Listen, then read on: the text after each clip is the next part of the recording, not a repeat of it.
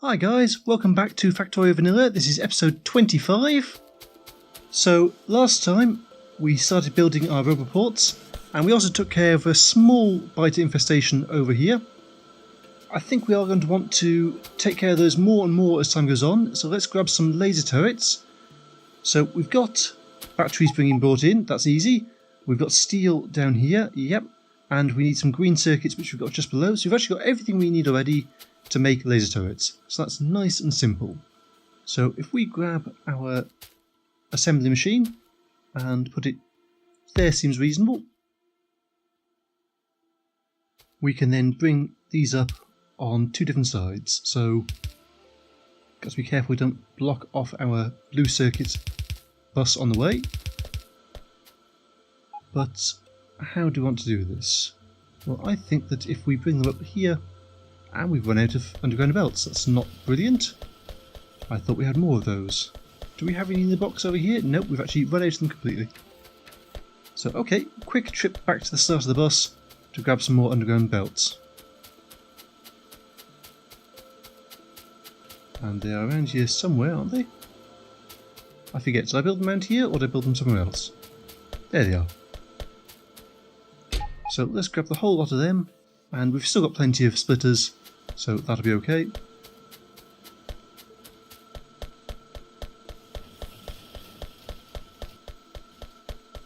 So that didn't go quite to plan, but let's try this again.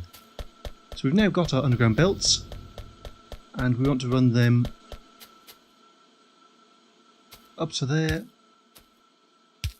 across here, and we also want something like, no, that as well. So if we link these in, we're going to have batteries on one side, steel on the other. That's one of the technologies finishing. So what technology was that? Well, that was alien technology. So we can actually now build our purple science packs, which we'll come back to as soon as we finish laser turrets. So in the meantime, let's... this is the one that...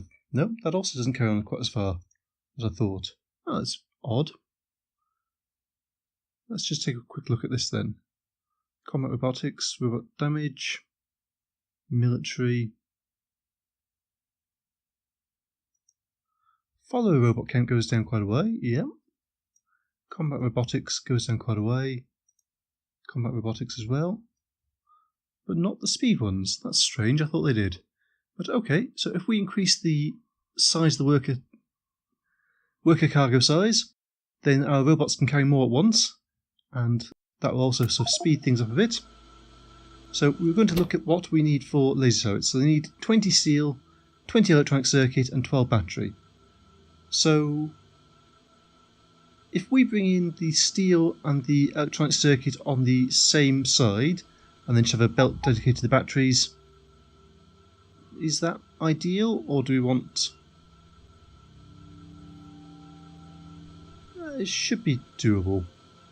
So we've got fairly fast inserts at this point. So, mini brain fart there, I've just forgotten what I meant to bring in. So steel, electronic circuits and batteries. So in that case, if we bring that to there and that to there, and we need to split off from here. Now we are going to have to reinforce... no, that's in the wrong place. We are going to have to reinforce our green circuit production because we're just not producing enough of them at the moment. But we can do that in a moment. Or perhaps even in a later episode, rather than in a moment as I keep saying.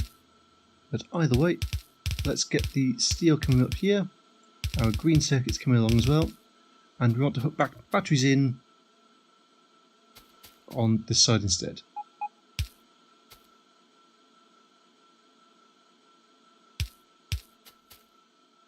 So batteries are going to be a bit of an unusual case for us because we want to cut across the line rather than going as we would normally do. We would normally cut out of the line, but I think we'll cut across the line in this case and do something like, if I can figure out how. No, that won't work, so this will have to go there instead. We can then have our splitter come there, and our batteries will come across, so the plastic will go underground instead. So that then brings the batteries in. We're going to want 2 fasten inserters on this side to handle just the sheer volume of things we need to bring in, and batteries there, and then we can output to a box, which again, let's start upgrading things to provider chests.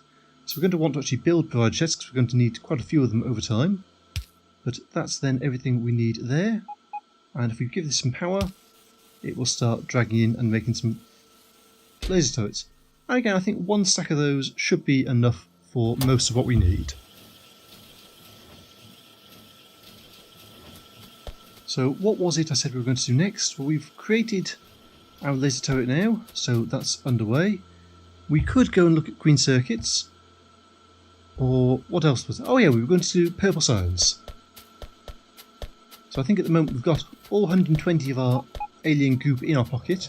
I don't think there's anything stored elsewhere around here. No, there's not.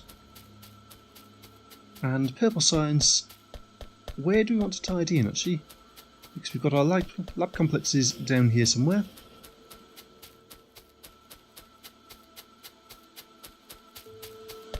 So I think that's not a bad place to actually put it in because it's already set up for that. So in that case, and lucky we didn't get hit by a train there, we run this down here slightly, and that's probably overkill actually, because 2 manufacturing areas making purple science is normally plenty in this sort of game. Obviously if you're playing with a lot of mods or you're really going for a mega base style factory, you might want more, but that should be enough for most of what we need. So this can come in there and there, and let's put an inserter there with... Actually, let's grab a requester chest, and I'll come back to actually what these mean in a moment. But let's grab a requester chest and put some belt down. So that's worker cargo speed 1 done. Let's do 2, which actually requires purple science. It's a brilliant time to actually start this. So if we put that down here, that's going the wrong way. Put that down here. Give it some power. There and there. And hook this power up to... will it fit? Just about. So we can now put all of our alien artifacts in here. Let's just double check we don't need it for any more equipment or anything first. No, the only thing that would need it would be the portable fusion generator. We've already got 1, that will probably be enough for now. Yeah, so let's put all of those in there.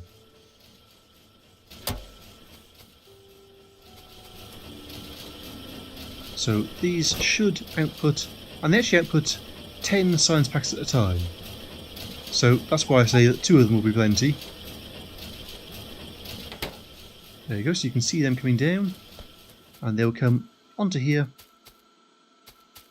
and fill up our science. Now at this point we could actually double science because we've got enough capacity I think to carry that many. So what do I need?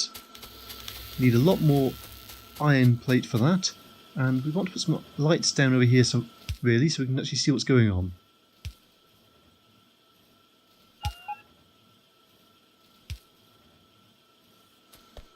Wait for our robot to catch up, there you go.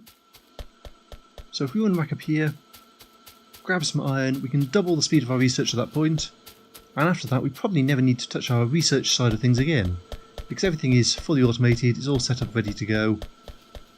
So let's just get 10 labs building, and that'll take a minute or so to do, but in the meantime we can run down and we should be able to... oh, there you go. Actually, by the time it's done, it won't even matter. I was going to say we could ghost image all of these and let the robots do it, but actually, unless these take a phenomenal long time to make, a second or 2, that's not too bad.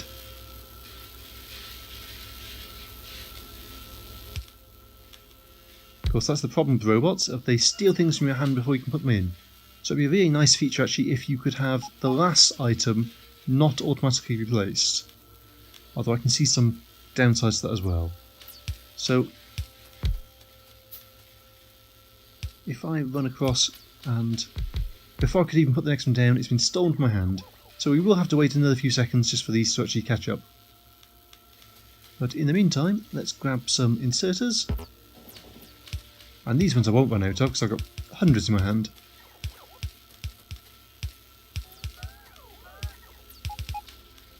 And do we have enough long-hand inserters for it as well? Yes, we do.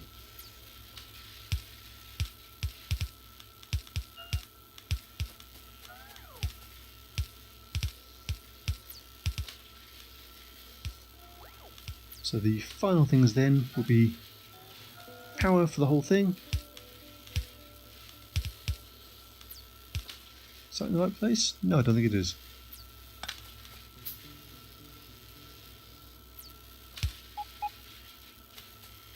No, that can't be in the right place. Should be there instead. That's better. And then these can just run along here as well. So, do we have enough lights? Let's make some more lights while we're waiting for those.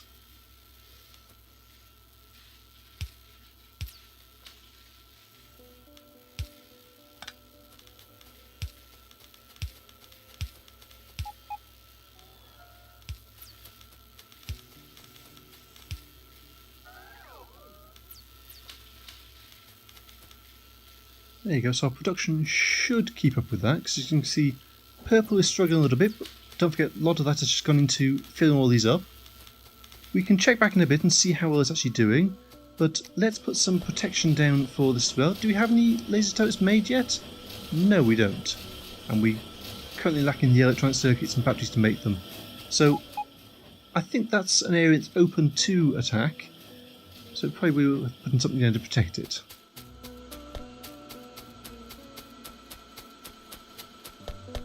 So if we run all the way back up here,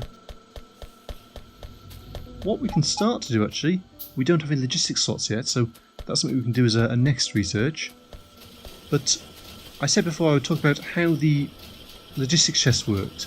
So there's 4 types of logistics chests. If I grab some resources, you'll actually be able to see what they all look like.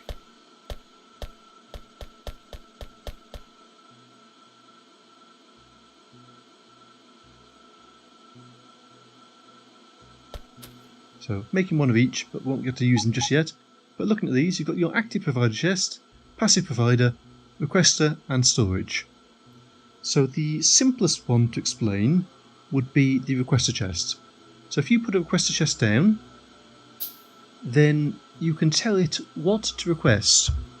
And once that's been set, it will keep asking for that item to be brought to it until it's full up.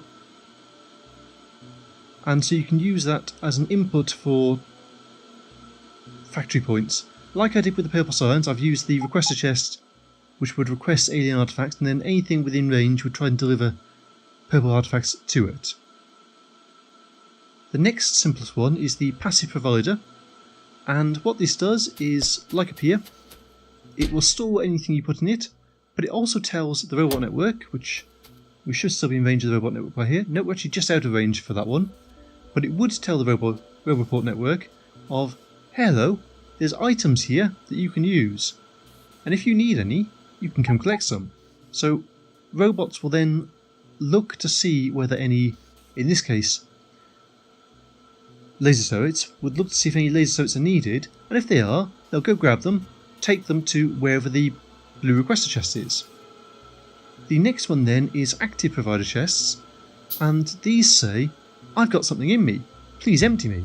So these are placed at the top priority call, and robots will always go to these to try and keep it empty at all times. And that means they'll either take it to requester chests if there's anything requesting that item, or if not, it'll take it to storage chests. And likewise, storage chests are a lot like the chests that we're used to from up here, they just store stuff. But obviously anything in storage chests can be pulled out just as you can from a passive provider chest. So hopefully that makes sense. If not, I'll be demonstrating some of it over time as we start to automate the logistics side of our factory. Speaking of which though, we are going to want to make sure that we have logistics coverage over on this side. So that spot there. And we can't build it because there's trees in the way. So let's get our deconstruction planner tell it to take those down, and it will now automatically harvest the wood for us as well. That means that we can put our roboport up here. There you go. And it will need some power as well.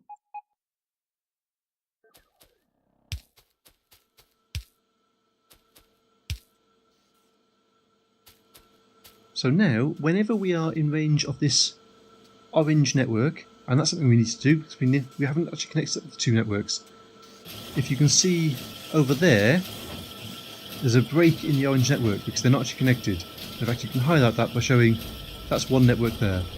But whenever we're in range of the orange network, things can be brought to us that we request. And I'll show you how requesting works in a second as soon as we do the right research for it. So let's find a nice spot to put this in. That seems reasonable, or would do if we had a time to put it down. But we want a character logistics slot for this one, so this will allow us to start calling things from the network. So I put that there, give it some power.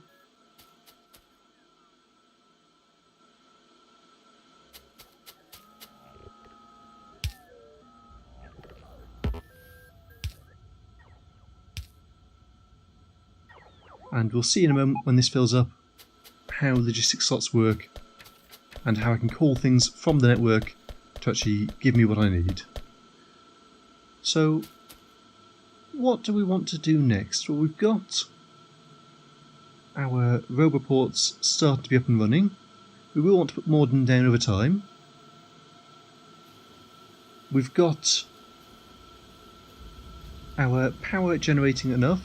We could start taking the biters out, but that's not really thrilling to watch too many times.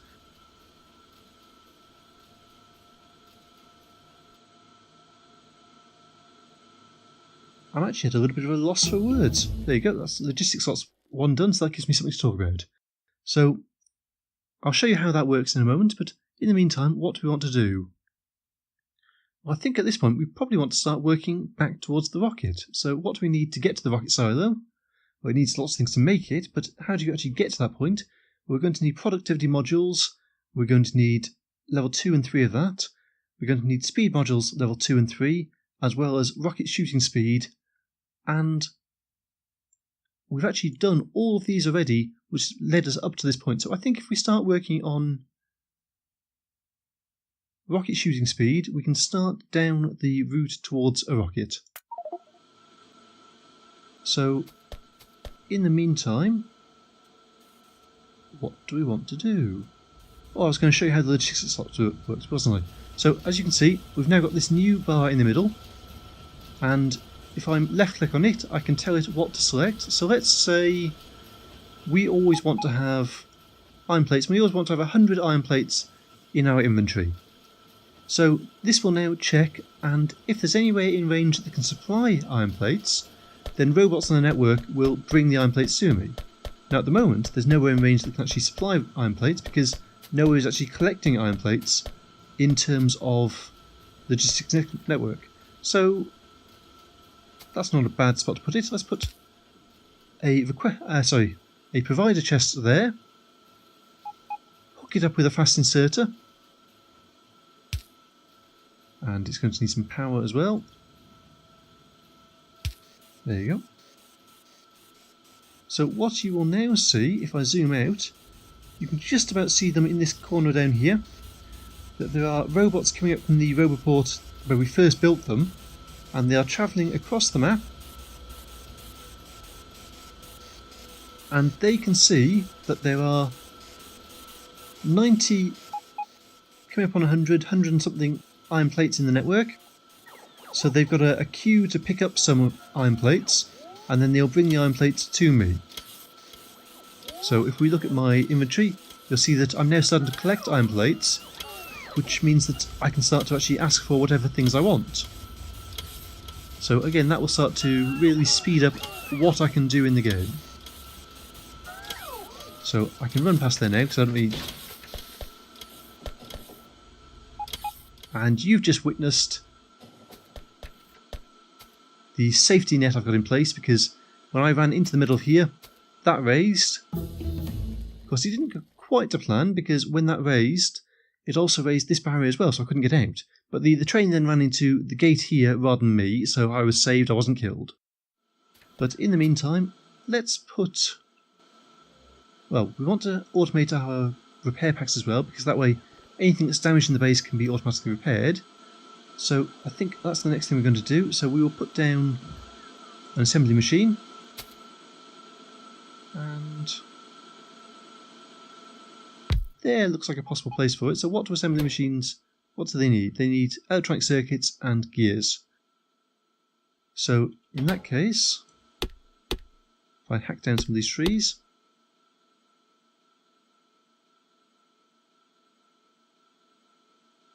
actually that's a very bad place to put it. Let's not put it there.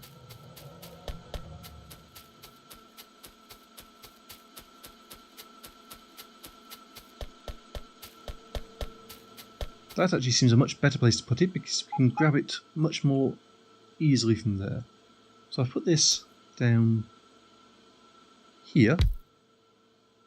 I can then use a long hand inserter to grab them off that point, and a long hand inserter to grab iron from there, and then can just output them to a chest, which again we want it to be a provider chest.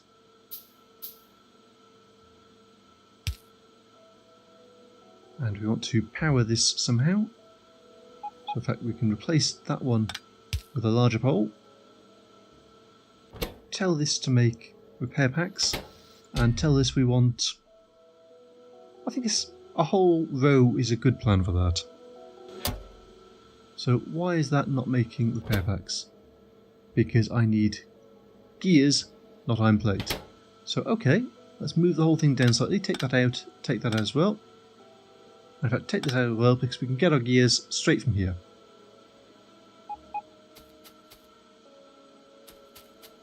Yeah. So what we will do instead is put that there.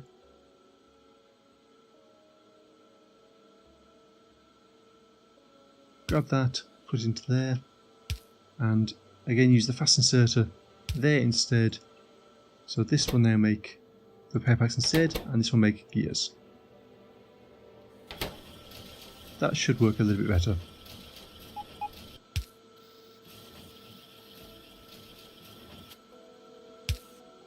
And then this one can output to the provider chest instead. So again I want to limit this so we only have one set of them. Now these are running really low, so we want to increase our green circuit production. And what's the problem with it?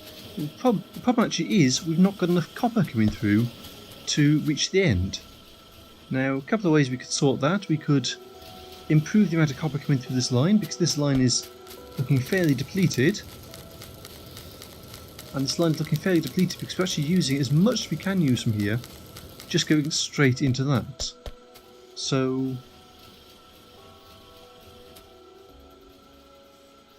what can we do to fix this? Well, one thing we could do would be to actually use red belt instead. But the other and easier thing, just for a second, is if we put in two sets of splitters, one there, one there. We can actually put in a direct link for the moment to really pump up how much copper plate is coming through. Now we'll probably find that that's still not going to be enough because these things are really copper hungry, so we probably still want to put red belt in. And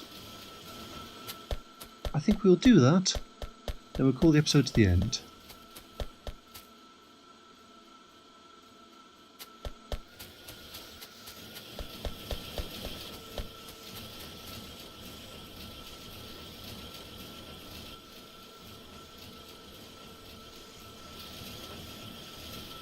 So, as you can see from the bottom of the screen, we are just waiting for the red belt to finish producing.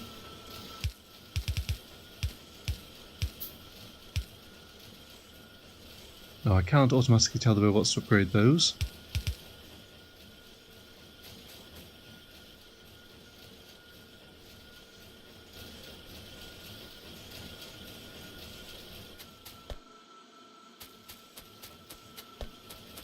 So is it making it all the way to the end? It is, that's a good sign. I think before too long we're going to want to double up this entire thing because it's not really producing enough for the late game.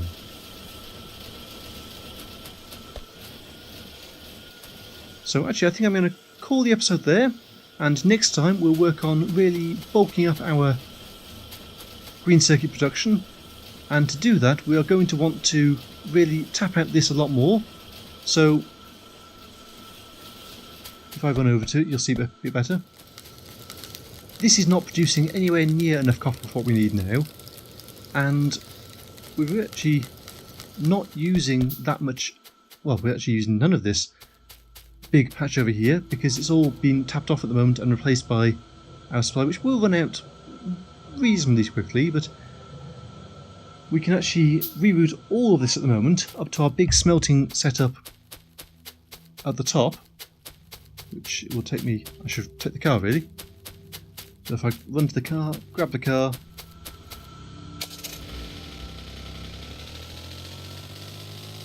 so at the moment our smelting, that's what happens if I try and talk and drive. Pro tip kids, don't talk and drive. But this thing is currently got no input of any copper from anywhere. It did have some copper coming in from the chests which I set up automatically to get rid of a load of spare stuff I had, but we could actually belt all of this copper up, or we could even set a train up to bring the copper in to dump it off by here, and then we could also look at bringing copper in from these places as well to fill things up if we need to. So I think that's what we're going to work on next episode. So this has been Factorio Vanilla. I've been your host, Glitch, and I will see you next time.